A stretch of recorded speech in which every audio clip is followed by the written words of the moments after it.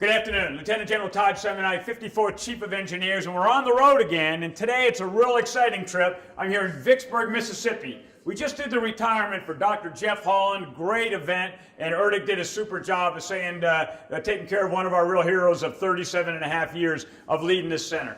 Right now, I'm actually in this beautiful building here. This is the ERDC DoD Supercomputing Resource Center. This is where we have some of the most massive computers in the Department of Defense. And I'm going to end up here asking a couple questions, but if you look at this number, this computer that we've just put in here actually processes 4.6 quadrillion operations a second. So with me is Bobby Hunter. He's the director of the center. Bobby, the average person listening today probably has no understanding of the magnitude of that. Can you talk through your center and maybe what's the application of that back to the Corps of Engineers or back to the nation? Yes, I'd love to, General. So that 4.6 quadrillion floating point operations provides a capability for DoD scientists and researchers to do the modeling, research, physical phenomenon they want on supercomputers. And they can do that to save time in terms of doing actual physical models out in the field. Right? The work can be done on the supercomputers. They can look at the results, and if it's not within the tolerances they want, they can go back and run again. And once they get a run that they feel good about, then they can go out in the field and actually do a physical experiment, saving DoD and the taxpayers lots of dollars in that process as well. So we were just down in the floor. I saw the supercomputer again. It's brand new. This allows then experts, engineers and technicians from all over the world to be able to sit in their home station and do their work. But instead of having a great big computer in their backyard, they're able to lean on this one that you've got down here in this center to be able to give them a lot more computing manpower, right? That's one of the unique capabilities we provide, is that anyone can access our systems from any network. They don't have to be on a DoD network. Okay. They do have to have an account and have authorization. So Bobby, that sounds great, but I'm still kind of struggling. What's the application? How can we really take all this great power and put it to use? So with me today is Chris Lewis, Vu Tran. They're going to give us a little bit of a more discussion on some of the things Bobby talked about. So Chris, you've worked down here. You just showed me this unbelievable demonstration. I know Vu's going to help me.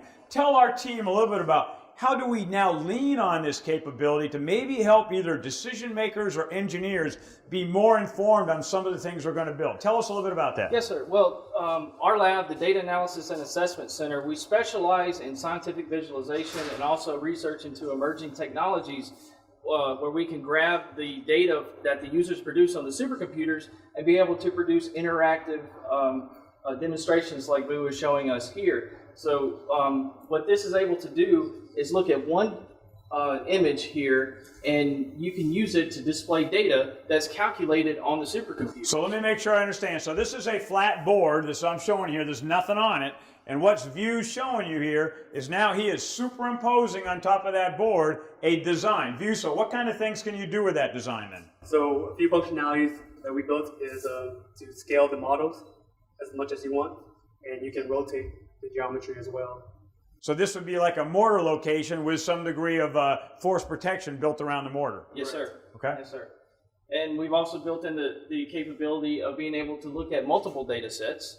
So a researcher that has multiple. So wait, what's this red thing here? Tell us what is this? This is data that was generated on the HPCs. It's a mortar blast that's going off. This is a simulated mortar blast, and you can even zoom it up to the point where you can go inside the explosion and see what's going on inside the structure. Unbelievable. So the bottom line is, Bobby, come on back in. I'm always impressed with what I see here in the Corps of Engineer laboratories. There are 7 laboratories around the country. This is really a suite of technical capability that is just absolutely unprecedented in the United States. I'm excited about what you guys are doing. The biggest thing we've got to do is be able to make sure that person with the requirement out in the field can articulate that requirement back into your laboratories. So the expertise you guys have here, you have it in hydro, you have it in blast analysis, force protection, geospatial, cold regions, construction research, all those dimensions you can put together and be able to help inform how we can both save taxpayers dollars,